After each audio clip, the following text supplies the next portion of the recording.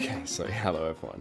Welcome to part 2 of our R course, featuring some basics of R, including vectors and recycling. So first, R and RStudio are different things. R is program, and it's also a programming language. It's two things in one. So it's a program in the sense that it does things for you, as in if you want a particular statistical test done, or to produce a plot, or any number of other things, it will do it. The range of things that it can do are so broad and also so flexible that it requires an entire language in which to speak to it, and that's in a sense what all programming languages are. They're languages in the sense that they have syntax, they have semantics, many of the features of a natural language, and learning R is largely done through learning the language that controls it. So RStudio, on the other hand, is another program separate to R. It's a visual environment that helps us to use R to its greatest potential. And you can see it in front of you. So it has, for example, a little place to open text files where you might write R code, or you might even write the notes that you want to speak to. Because I want this to be a pretty casual tutorial, so you may as well just see what I'm speaking from. It's got a place where you can write R code, such as 1 + 1, and if all is well with the world, that will equal 2. Has a place where you can see things like the history of your commands. You can see that I just ran that command. A place where if I draw plots, they'll come up. We're not going to have a section, as I said in the introduction. We're not going to have modular sections where I teach you all the features of RStudio. We're just going to learn the bits as we go. I'll be full of little bits of advice and notes on how this, what is called an IDE, an integrated development environment, how RStudio as an IDE helps you to code. So the first thing to do is to get R and RStudio. As I said, they're separate things, so you have to get them separately. Just go and get them. If you're thinking, what, do I Google it and download it? Yeah, exactly. So you can work that out. Now, let's start by running some R code. There's a place down here, as I showed you, where you can run code. So, and I've written some code in this text file up here, in this R script, if you like. And I'm just going to copy paste that down here and press enter to run it. 1 + 3 does indeed equal 4. Another good way to get 4 would be maybe to take 8 and divide it by 2. So what you're watching here is R's ability to handle just basic mathematical calculations for you. The point of this line is to point out that we can work with decimals as well. You'll notice the answer here has actually left out, it's rounded up, right? That's aesthetic. That's just cosmetic. It's the number is still buried in there in the memory of R. If I did more calculations on this, it would act as though it's got the full amount as it's stored as an object behind the scenes in R. So don't worry about that. You'll see another example of that when I run an instance with scientific notation. So we've done 1.3 times 10 to the 5, or E5, and it will show that in the decimal notation here. And I think if I run that again, but I really amp up how big that number is, yeah, it will in fact switch itself to scientific notation and do it like that. Now you'll notice that in my script here, there are lots of lines that are colored blue. The blue coloring, that's done by the IDE. That's done by RStudio, because RStudio is always kind of reading your code, if you like, or parsing, to use programmer language. It's looking at the code, figuring out what the different parts of it are, and coloring them. And it's noticed that there are parts of the code that have a hash in front of them. Now, the R interpreter, so that's the part of R that takes the language and converts it and then feeds it into R, the program, to say, look, this is what Tim wanted, so this is what you should do, and then produce an answer to put it on the screen or in a file for him. The R interpreter, when it sees a hash symbol, everything from the hash onwards, it will ignore on that line. So if I run a line like this, where it's 1 + 1, and then I have a hash, and then I write some notes there, it will just run the 1 + 1 and give me 2 and ignore the rest. Comments are immensely important across just about every programming language because they let you chat to whoever's reading the code, and that's most likely you in the future. I promise you won't remember what your code is doing in the future. You will learn to comment it, but I'm going to let you learn that lesson yourself and not give you a lecture about it. And also other people will read your code and they're going to use your scripts more if it's well commented. To follow along with this, I want you to create a new script. That's an RStudio business. You could actually just create a text file. A script is just a text file. It's exactly the same thing that you would make in Notepad.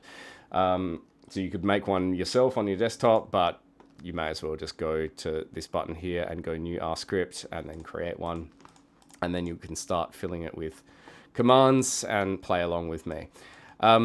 Now, I was previously taking these things and copy and then pasting them and then running them by pressing enter or return in the line. You don't actually need to do that. The IDE provides this functionality where if I hover the cursor over that line, I hold down control and I press enter, it will send it to the console, run it, and progress the cursor down by one line. So I can actually highlight this. I can hover the cursor on that line, hold down control, run all those commands instantly by pressing the return key a whole lot of times. Okay, we've created a new script, we've run some lines, operator precedence. All right, let's go on to our second concept. So, can you guess the output of this command? You know what 3 plus 2 would do. You know what 2 divided by 10 would do, but which is it going to do first? This reminds you of those Facebook memes from the 2000s where it's essentially bedmass with fruit. If you remember bedmass from high school, it's the order in which operations are traditionally done with regular mathematical notation: brackets, exponents, division, multiplication, addition, and subtraction. And the question here is going to be, is R going to follow a heuristic where it just, I don't know, maybe it just goes from left to right and does this bit first, and we get 5 out of that, and then it takes the 5 and then it divides it by 10 and we get a half? Or is it going to follow the bedmass rules and do the division first, divide 2 by 10, get 0.2, and then add 3 and then get 3.2? The answer is it follows the bedmass rules. So what this tells you is that the R interpreter is looking at the whole command itself and deciding what am I going to do first. So you have to be conscious of that as a programmer. Bedmass starts with B for brackets, and R does the same thing. The brackets are themselves operators, and it will actually do the things in the brackets first. So this one will add the 3 plus the 3 plus 2 to get 5, and the result should be a half, and it absolutely is. So here's another example of that. I've just taken that and expanded a little. All I've done is put after the 10, I've got this asterisk 2. Now asterisk, let's not do that too many times. The double asterisk is programming speak, or in many languages, for exponentiation, so raising to the power of. You will, of course, possibly know that the caret symbol, C-A-R-A-T, is also used for that. I didn't need to tell you that's how that's spelled. Did anyone actually think that this symbol represents a vegetable? But let's run that and it. So R will allow you to do that, but I just prefer to be consistent with what programming languages, including foundational languages like C, use, which is the double asterisk. And if you think about bedmass again, it's going to do the brackets first, so it will do that. Then the E is exponent, brackets, exponent, so it would do this first. So we're going to get, that's going to resolve to 100, that's going to resolve to 5 or 100, we're going to get 5%, or 0.05. So think that one through yourself and run it. Think that one through yourself and run it. Have some fun.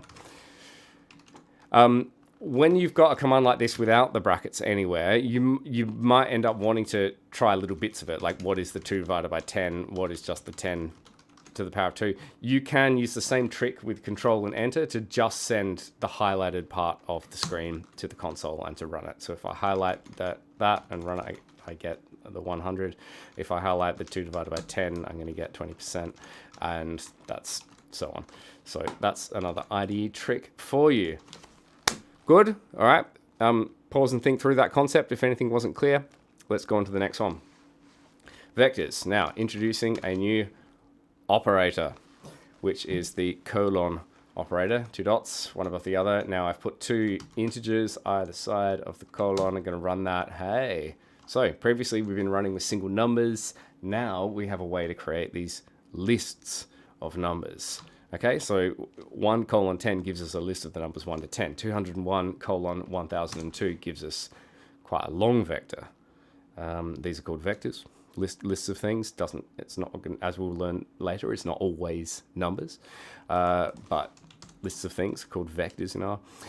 That's long, it looks long on the screen. It's absolutely nothing compared to the kind of data that you'll end up working with. This one's going to run backwards, right? Because it goes from 6 to -2. So it's going to cross 0 at some point and end up at 2. So let's take the concept of vectors and then check how they go together with operations. So if I have the vector 1 to 10 like that, and then I add 5. Well, the first question is what operator's got precedence, because that's an operator as well. I can just tell you right now that the vector creation, or I don't know actually the formal name for this operator, but it almost always has precedence over just about everything. So it's almost always going to run first. So this is giving us the vector 1 to 10, and we're going to add 5. What's going to happen there? Well, we get the vector 6, 7, 8, 9, 10, 11, 12. It's going up in increments of 1 between 6 and 15. So it looks like we've just added the 5 to every single element of the vector. And that indeed is exactly what has happened. Let's take another example where we put the single element first, and then we put the vector second, 5 minus 1 to 10, and we get, the results of 5 minus 1, then 5 minus 2. So 5 minus 1 is 4, 5 minus 2 is 3, 5 minus 3 is 2, 5 minus 4 is 1, etc. It's just the 5 minus everything in order. What, though, is going to happen when we take two vectors? So let's get these two. 1 to 4, that's pretty simple, and then 5 to 2. They're both the same length. So we'll run it. We get a pretty satanic answer, 6666. What has gone on there? Just take 2 seconds to pause and guess what you think might have. You'll figure it out. You've got it. So it's as though it has lined up the two vectors against one another, and it's done what you would call an element-wise operation. So it's added the first element. We call the entries in vectors the elements. The first element is 1. The first element of the left-hand vector is 1. The first element of the right-hand vector is 5. 1 plus 5 is 6. The second element of the left-hand vector is 2. The second element of the right-hand vector is 4. They add together to make 6, and it follows that it adds 6, 6, 6, 6. So this is all good and fair. What happens, though, when the vectors are not the same length? So we've got 1 to 4, which is length 4, and I'm going to make a 2 to 3, which is obviously length 2. So they don't actually have the same length. Well, let's actually just run that. You notice here that I'm highlighting bits of command that are not in a comment. So it's what it's sending to R, to the console, doesn't actually, even though it's in a comment in my script, what it's sending R doesn't have the hash in it, so it doesn't recognize it as a comment. So that's another great use of comments, is you comment out code that you're experimenting with, and you highlight bits of it as you go. So I've sent it that, and it has given us a result, 3557. You can again pause and have a think about why you think it might do that. The answer is that what it does is it again tries to line the vectors up against one another, but it'll line up the first two elements of the length 4 vector against the two elements of the length 2 vector. Then it's run out of elements in the length 2 vector. So what it does is goes back to the start of that length 2, and it recycles, which is the perfect word for them. It's just again cycling through the same vector. So here it goes 1, 2, 3, 4. Here it goes 2, 3. Oh, run out 2, 3 again. And the result, when you add those together, you'll find is that 3557. This recycling, by the way, is indistinguishable, and you have to think this through and take this and take this to heart.